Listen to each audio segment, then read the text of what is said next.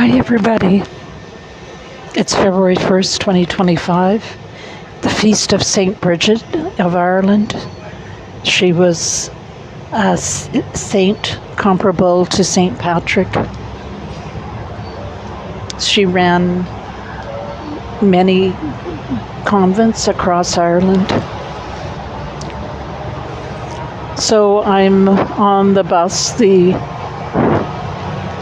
R3 from Maple Ridge to Coquitlam, just heading back from my Weight Watcher meeting. I've been posting these videos as a form of therapy to recover from the trauma of watching my little brother Paul Kieran, 64, with Down syndrome that I grew up with and whom I lived within 30 kilometers for the last 35 years, who I cared for at my home 1 or 2 weekends a month, shared caring for him with my other sisters until one sister died and the other sister moved away. So Paul was locked up by the BC New Democratic Party government when I complained to the Burnaby RCMP about what I allege is a fraudulent and forged power of attorney they created over him and had him sign in front of two of their low-level employees to give him the COVID-19 shot, and then they used the same document to suspend our visitation agreement, so that isolated him to the group home for 588 days, and then he died alone among strangers at Burnaby Hospital, among people who didn't understand his speech. It's the worst miscarriage of justice, his treatment and my treatment, and our separation is the most diabolical, evil, and worst miscarriage of justice in Canadian history. I say that because Paul was never accused or convicted of any crime.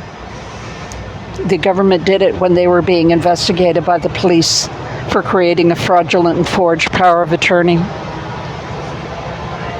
So what I'm thinking about today is the fact that Donald Trump's 25% tariff has been imposed upon Canada, the United States' longest ally, and I don't think the United States has ever had an ally as staunch and supportive as Canada. I know my uncle, although Canada did not get involved in the Vietnam War, my uncle Kevin Kieran's, Lieutenant Colonel Kevin Kieran's, went to Vietnam as an advisor to the American government during their war in Vietnam, and he risked his life.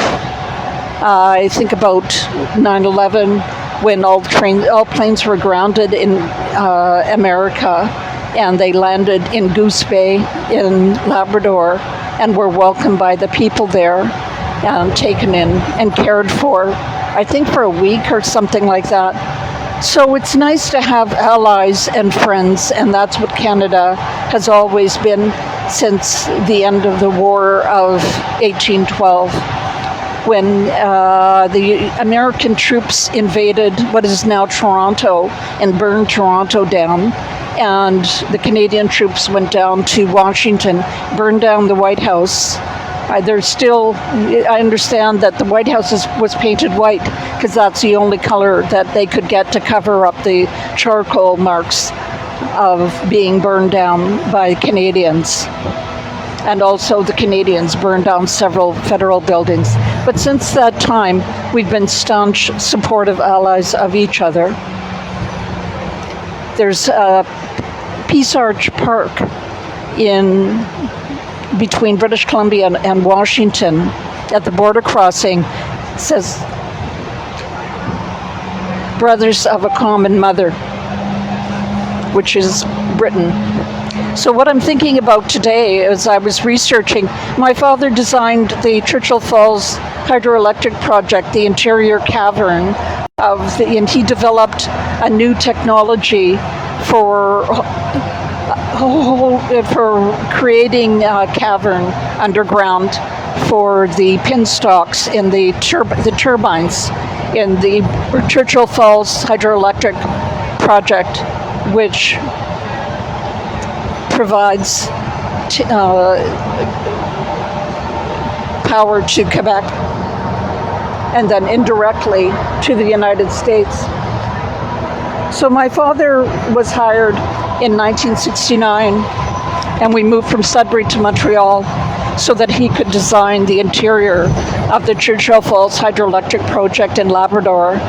And one of the first trips to Labrador by the board of directors of Brinco, which is the British company that was responsible for building the Churchill Falls hydroelectric project, which at the time was the largest construction project in the world. And my father was supposed to be on one of the planes, which was filled with Canadian directors of the company, of Brinco.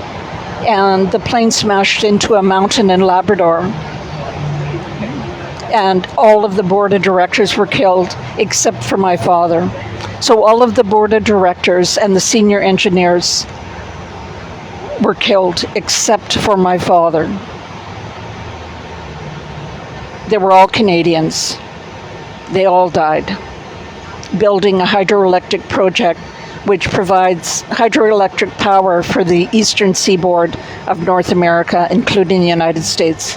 The United States, I don't know if I mentioned this, I looked it up this morning, gets 10% of its electrical power from Canada. And Canadians built the institutions or the facilities to create that hydroelectric power.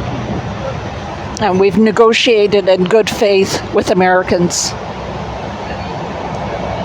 And then you have a preschooler, a president with a preschooler's attitude of what's in it for me, smash up the fragile relations between the staunchest, longest ally of the United States, threatening our sovereignty.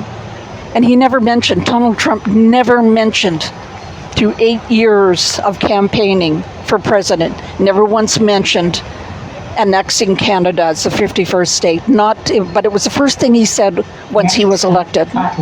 He's a destructive preschooler. But Canada is used to being a mouse sleeping beside a sleeping elephant, or an elephant. And we're used to dealing with the United States. FAFO, Donald. Take care, everybody.